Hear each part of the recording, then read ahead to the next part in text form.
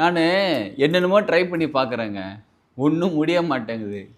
சின்ன விஷயம் தாங்க. சாதாரண லைஃப் தாங்க வாழ்ந்துகிட்டு இருக்கேன். இத பார்த்தே மத்தவங்க கண்ணு வைக்கிறாங்க. "ஏய் உனக்கு மட்டும் சூப்பரா இருக்குப்பா. நீ மட்டும் நல்லா இருக்கப்பா. உன் உடம்பு நல்லா ஆரோக்கியமா இருக்குப்பா." இந்த மாரிலாம் கண்ணு வைக்கிறாங்க. என்ன பண்ணுதுன்னே தெரிலங்க. நானும் என்னென்னமோ ட்ரை பண்ணி பார்த்துட்டேன். நார்மலா சுத்தி போடுற மாரி என்னென்னமோ ட்ரை பண்ணி பார்த்தேன். ஒண்ணும் செட் ஆகல. இந்த மாரிலாம் நடந்துகிட்டு இருக்கு. என்னதான் காரணம்னே தெரிய முடியல.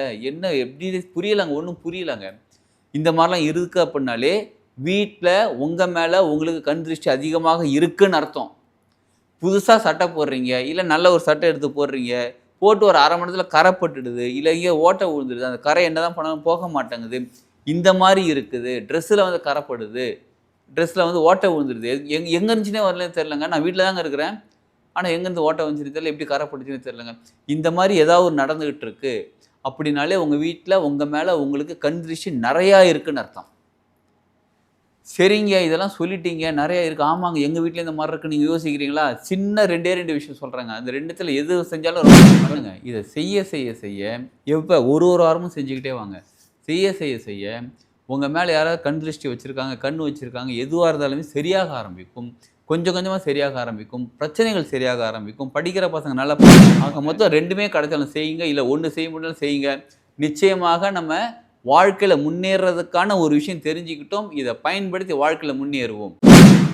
நானு என்னென்னமோ ட்ரை பண்ணி பார்க்குறேங்க. ஒண்ணும் முடிய மாட்டேங்குது. சின்ன விஷயம் தாங்க. சாதாரண லைஃப் தாங்க வாழ்ந்துகிட்டு இருக்கேன். இத பார்த்தே மத்தவங்க கண்ணு வைக்கிறாங்க. "ஏய் உனக்கு மட்டும் சூப்பரா இருக்குப்பா. நீ மட்டும் நல்லா இருக்கப்பா. உன் உடம்பு நல்லா ஆரோக்கியமா இருக்குப்பா." இந்த மாரிலாம் கண்ணு வைக்கிறாங்க. என்ன பண்ணுதுன்னே தெரிலங்க. நானும் என்னென்னமோ ட்ரை பண்ணி பார்த்துட்டேன். நார்மலா சுத்தி போடுற மாரி என்னென்னமோ ட்ரை பண்ணி பார்த்தேன். ஒண்ணும் செட் ஆக மாட்டேங்குது. கண் திருஷ்டி எக்கச்சக்கமா வந்துகிட்டே இருக்கு. அவங்ககிட்ட போய் சொல்லவும் முடியல. சொன்னேன், "ஏன்பா நானே நார்மலா தான்ப்பா வாழ்ந்துட்டு இருக்கேன். அட போப்பா பிரச்சனையா இருக்கு." "ஏய் நீ எப்படி தெரியுமா இருக்கன்னு" சொல்லி நம்மள போட்டு ஒரு வழி படுத்தி எடுத்துடுறாங்க.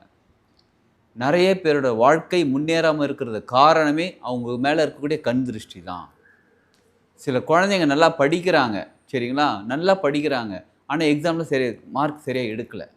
சில குழந்தைங்க படிக்கவும் மாட்டேன்றாங்க. எக்ஸாமும் ஒண்ணும் சேர மாட்டேங்குது. சில குழந்தைங்க அடிக்கடி உடம்பு சரியில்லாம போயிட்டுருக்கு.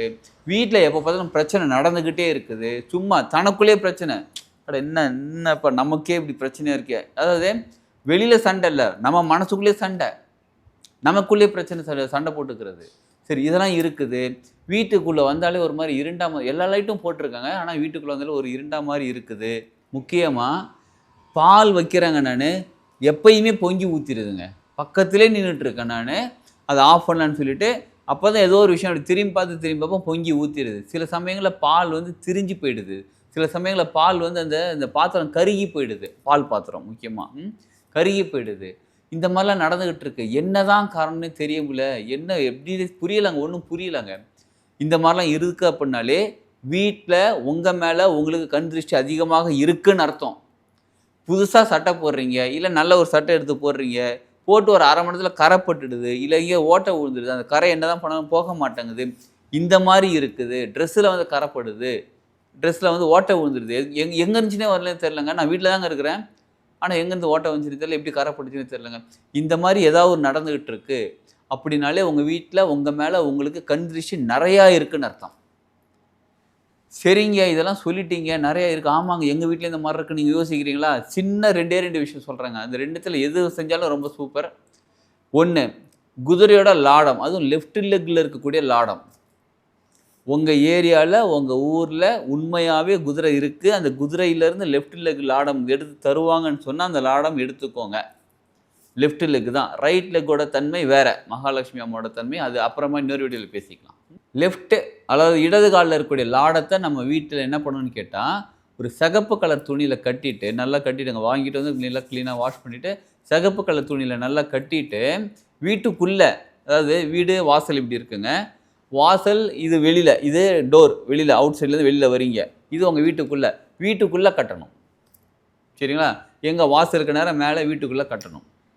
சரிங்க. லாடம் கிடைச்சா ஓகே. சப்போஸ் கிடைக்கலன்னா என்ன பண்ணுதுன்னு கேட்குறீங்களா? நல்லா கவனிச்சுக்கோங்க. ஃபேமிலிக்கே, வீட்டுக்கும் சரி, வீட்ல இருக்கிறவங்களுக்கும் சரி, எல்லாருக்கும் திருஷ்டி சுத்தி போடணும். என்னைக்குன்னு கேட்குறீங்களா? ஞாயித்துக்கிழமை அன்னைக்கு 6 மணிக்கு மேல 6:30க்குள்ள திருஷ்டி சுத்தி போடணும். இந்த திருஷ்டி சுத்தி போடுறதுக்கு நீங்க முன்னாடி என்ன பண்ணுங்க, ஒரு எலுமிச்சம்பழம் வாங்கி வச்சுருங்க. அந்த எலுமிச்சம்பழத்தில் கருப்பு புள்ளி எங்கேயுமே இல்லாத மாதிரி முழுமையான எலுமிச்சம்பழமாக வாங்கி வச்சுருங்க. அது நல்ல எல்லோவாக இருந்தாலும் பரவாயில்ல, இல்லை க்ரீனிஷ் எல்லோவாக இருந்தாலும் பரவாயில்ல, நல்லா க்ரீனாக இருக்க மாதிரி எடுக்க வேண்டாம்.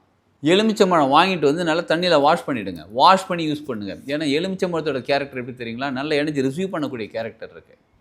இப்போ எத்தனையோ கடைங்களுக்கு போகும், எங்கேயோ பறிச்சிருப்பாங்க, யாரோ இந்த வண்டி ஓட்டிகிட்டு வந்திருப்பாங்க, யாரோ ஒரு கடையில் விற்றுருப்பாங்க, அவங்களோட எண்ணெய் அலைகள், அங்கேருந்து வரக்கூடிய எண்ணெய் அலைகள் அதை ரிசீவ் பண்ணி வச்சுருக்கோம். அதனால் நீங்கள் என்ன பண்ணுங்கள், அந்த எலுமிச்சம்பழத்தை நல்லா வாஷ் பண்ணி வச்சுருங்க. சரி, அப்புறம் பட்டை மிளகான்னு சொல்லக்கூடிய காஞ்ச மிளகா, வர மிளகான்னு சொல்லுவாங்க. அதாவது நான் இந்த மிளகா இருக்குது பாருங்கள், மிளகாய், அது நல்லா ரெட் கலரில் டார்க்காக இருக்கும் பாருங்கள், அது நீட்ட மிளகா இருக்கும், நீட்டாக இருக்கும். அந்த மிளகா எடுத்துக்கோங்க, கொஞ்சமாக கடையில் கூட வாங்கிக்கோங்க, ஒரு 100 கிராம் கூட வாங்கிக்கோங்க, நிறையவே இருக்கும். கொஞ்சம் வாங்கிக்கிட்டு எது கல்லுப்பு ஒரு கைப்பிடி, அப்புறம் வெண்கடுகு கொஞ்சமாக சேர்த்துக்கோங்க, அப்புறம் இந்த பட்டை மிளகான்னு சொன்ன காஞ்ச மிளகா இருக்குது பாருங்கள், இந்த மிளகா இது எடுத்துக்கிட்டு கையில் வச்சுக்கோங்க. இதுக்கு முன்னாடி தணல் ரெடி பண்ணிக்கோங்க, ஒரு கொட்டாங்குச்சி ரெடி பண்ணி, அது கறி இருந்தாலும் அடுப்பு கறி இருந்தாலும் பரவாயில்ல, அதை போட்டு தணல் ரெடி பண்ணிக்கோங்க. தணல் ரெடி பண்ணி வச்சுருங்க. உங்கள் வீட்டில் கொல்லைப்புறம் இருக்குது. ஏன் கொல்லைப்புறம்னா என்னென்னு கேட்குறீங்களா? வீட்டோட பேக் சைடு தான் கொல்லைப்புறம்னு சொல்லுவாங்க. அந்த காலத்தில் இருந்துச்சு, ஒரு சில வீட்டில் இருக்கலாம் இப்போ கூட. உங்கள் வீட்டு வாசலில் சிலர் சொல்லுவாங்க, நாங்கள் இருக்கிறது ஃப்ளாட் சிஸ்டம், எங்கள் வீட்டு வாசலில் அதை ஏற்ற முடியாது. சரி, அப்போ வெளியில் வந்து வைக்கலாமா? எங்கள் வீட்டில் இருக்குது, நாங்கள் வந்து கேட்டட் கம்யூனிட்டியில் இருக்கிறோம், நிறைய வீடு இருக்குது. அப்போ என்ன பண்ணுதுன்னு கேட்குறீங்கன்னா, மெயின் கேட் இருக்குது பாருங்கள், மெயின் கேட்டு, அந்த கேட்டுக்கு வெளியில் எங்கள் காம்பவுண்டில் அது ஒத்துக்க மாட்டேன்றாங்க, எங்களோட கேட்டட் கம்யூனிட்டிங்க அதெல்லாம் ஒத்துக்க மாட்டேன்றாங்க. அப்படின்னா கொஞ்சம் தள்ளி கூட வச்சுக்கலாம். சரிங்களா? நீங்கள் வீட்டில் தான் இது பண்ணணும், அந்த தணலில் வந்து இதை போடணும். சரி, என்ன திரும்ப பண்ணுங்கள், வீட்டுக்கு யார் பெரியவங்களோ அவங்க தான் இதை செய்யணும். இப்போ முக்கியமான ஒரு விஷயம் என்ன திரும்ப பண்ணுங்க, ஃபஸ்ட்டு ஒரு பெரிய பக்கெட்டில் வந்து தண்ணி பிடிச்சிக்கோங்க, ஒரு கைப்பிடி இல்லை 2 கைப்பிடி கல் உப்பு அதில் போட்டு நல்லா கரைச்சிருங்க, ஒரு சிட்டிக்கு மஞ்சத்தூள் போட்டுருங்க. போட்டுட்டு ஃபஸ்ட்டு வீட்டை கிளென்ஸ் பண்ணுங்கள். வீட்டை எப்படி கிளென்ஸ் பண்ணுன்னு கேட்குறீங்களா? வீடு ஃபுல்லாக தண்ணி தெளிச்சு விடுங்க. Room, hall, bedroom, bathroom, kitchen எல்லா இடத்துலையும் லைட்டாக தெளிச்சு விடுங்க. தெளிச்சு விட்டு ஹால்லாம் தெளிச்சு விட்டுட்டு அந்த வீட்டு வாசல் இருக்குது பாருங்கள், உங்கள் வீட்டு வாசல், அங்கே நீங்கள் வந்து தண்ணி தெளிச்சு விட முடியும், அப்படியே தண்ணி ஊற்றி விட்ருங்க.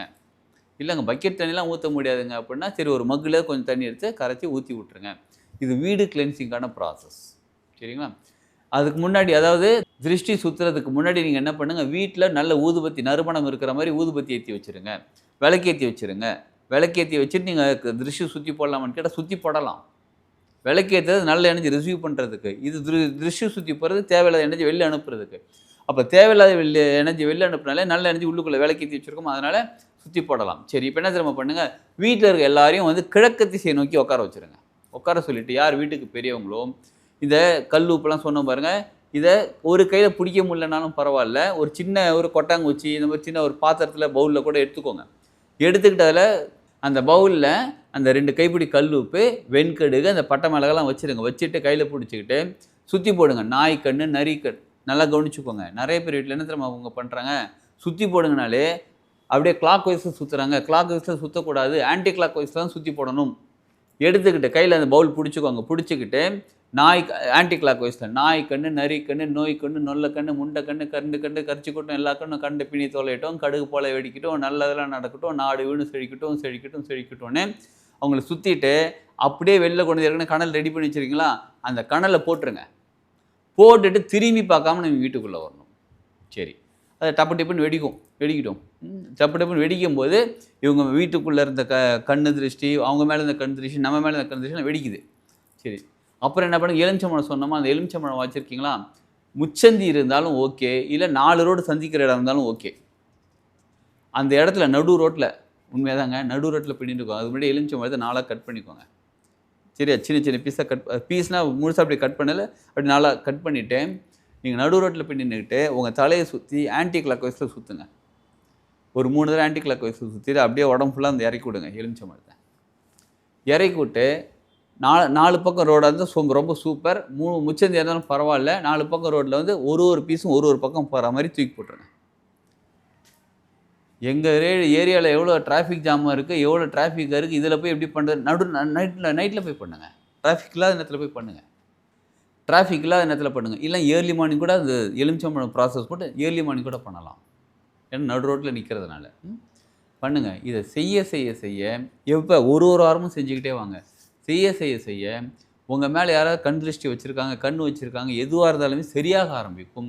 கொஞ்சம் கொஞ்சமாக சரியாக ஆரம்பிக்கும், பிரச்சனைகள் சரியாக ஆரம்பிக்கும், படிக்கிற பசங்க நல்லா படிக்க ஆரம்பிப்பாங்க, படித்தது ஞாபகம் வந்து எக்ஸாம் ஒழுங்காக எழுதுவாங்க, நம்ம வேலை சீக்கிரமாக கிடைக்கும், நம்மளோட பிஸ்னஸ் சீக்கிரம் டெவலப் ஆகும், வீட்டில் இருக்கிற சண்டை பிரச்சனைகளும் சரியாகும், உடம்பு ஆரோக்கியம் கெட்டு போச்சு அது சரியாக ஆரம்பிக்கும், ஒன்றா எல்லாமே சரியாக ஆரம்பிக்கும், வீடு நல்லா இருக்குங்க, நீங்கள் நல்லா இருப்பீங்க, எல்லாம் சந்தோஷமாக இருக்கும். ஆக மொத்தத்தில் கண் திருஷ்டியை ஒன்று லாடம் கிடச்சா குதிரையோட இடது கால் லாடம் கிடச்சா அதை வாங்கி மாட்டுங்க. அது மாட்டினா ரொம்ப நல்லது, எப்பயுமே கண்டுபடாது. சரி, அது கிடைக்கல அப்படின்னா இது பண்ணலாம். எங்கள் வீட்டில் நாங்கள் லாடம் மாட்டி வச்சுருக்கோம், இருந்தாலும் கண் திருஷ்டி சுற்றி போடலாமா, சுற்றி போடலாம். ஆக மொத்தம் ரெண்டுமே கிடைச்சாலும் செய்யுங்க, இல்லை ஒன்று செய்ய முடியல செய்யுங்க. நிச்சயமாக நம்ம வாழ்க்கையில் முன்னேறதுக்கான ஒரு விஷயம் தெரிஞ்சுக்கிட்டோம், இதை பயன்படுத்தி வாழ்க்கையில் முன்னேறுவோம். சரிங்களா? வாழ்க வளமுடன்.